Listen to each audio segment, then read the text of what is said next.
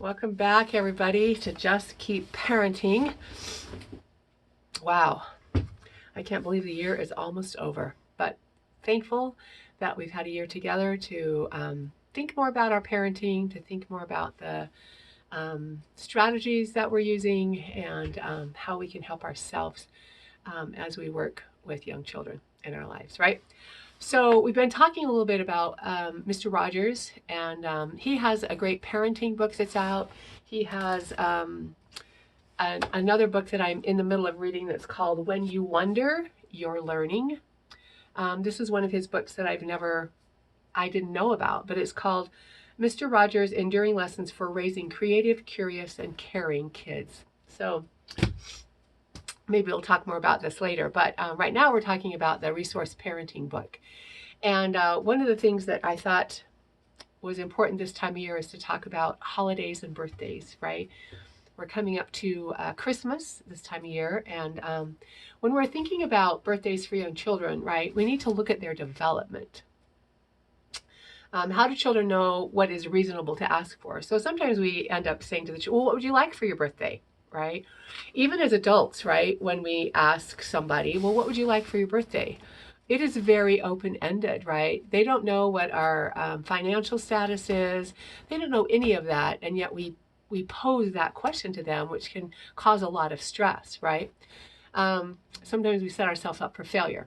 Mr. Rogers talks about a surprise day, so that there's not too much all at once. We know that that can be overstimulating for children, right?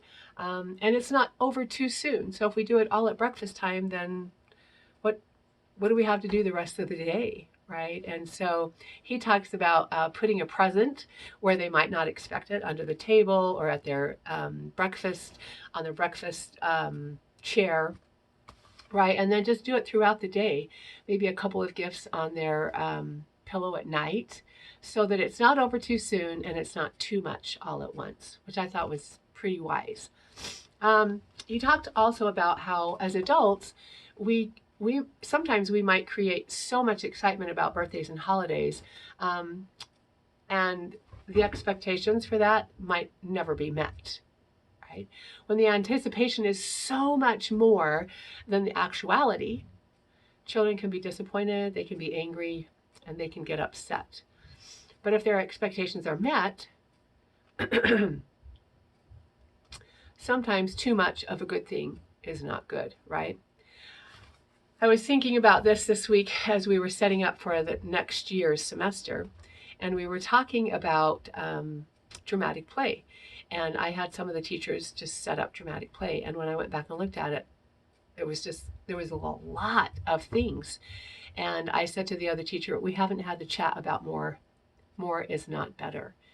And that goes back to this, right? That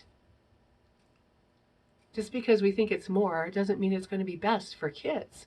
So being able to not overstimulate them, being able to help them figure out where things go is the best way to go. So some children may think, if they've got this going on in their birthday, for holidays, all right, even though they can't typically verbalize it, all right, how can I make up for this? How can I ever say thank you enough? How can I ever be good enough in return for all of this, right? And so we want to create some family traditions. Most people say it's the traditions that make it a special day for them. And these traditions are really important when the frenzies of the holiday start up with us, which is what's going on right now, right? Traditions that parents really felt comforted by may not work for their children now, so we have to find new traditions. So we create some new ones that will work for our current family. And I think it's important that we recognize that we can be surprised at how little it takes to make somebody feel special, right? Or a day feel special. I was thinking about some of my traditions in my family growing up, and they were very much different than the traditions as I got older, right? Because my parents ended up with more money than they had back when I was a little girl. We had more family as I grew up, right? But we had a giving tree, and we would always go to my grandmother's or our house or my aunt's house, and we would have this giving tree.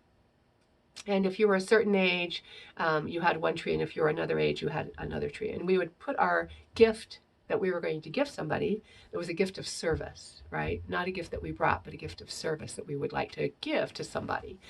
And we did this over at my Aunt Sarah's house and Grandma's house for years.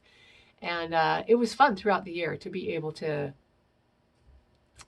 do our gift, our service gift for somebody else, right? It's something that stuck with me. As I got older, we used to do a traditional progressive dinner, and we would go on a hayride and carol to people and take little gifts to them. And then we would end up at somebody's house for like the appetizer, for the main dish, for the drink, for the dessert. And those are some really special memories, right? But that took some time and some planning to do. I always love to carol still. And so I've brought it into my new family. It looks way different than how it was in my family growing up. But being able to take a little bit of that tradition and bring it in, it does look different, right? But I still love to do it. Commotions and crowds sometimes can be overstimulating for children, and this is harder, and then it's harder for them to control their impulses, right?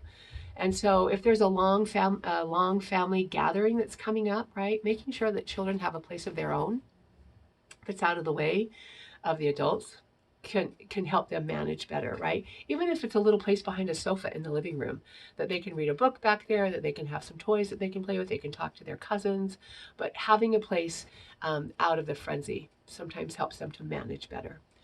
And then it goes back to sometimes as parents, as adults in children's lives, we want a perfect day for our children, right? When that baby's born, we want a perfect life, but we know that's not realistic, right? And we sometimes, well, we quite often are worried about overspending, overworrying, overworking, right? And this desire to make it perfect for our children, we as the adults can be led to disappointment as well. The media tells us to spend more, right? Love more. And to spend more is to love more and to be more dearly loved, right? And this is so seductive, right? For parents. We'd love to give our babies, right, that perfect life, but we know it's not realistic, right?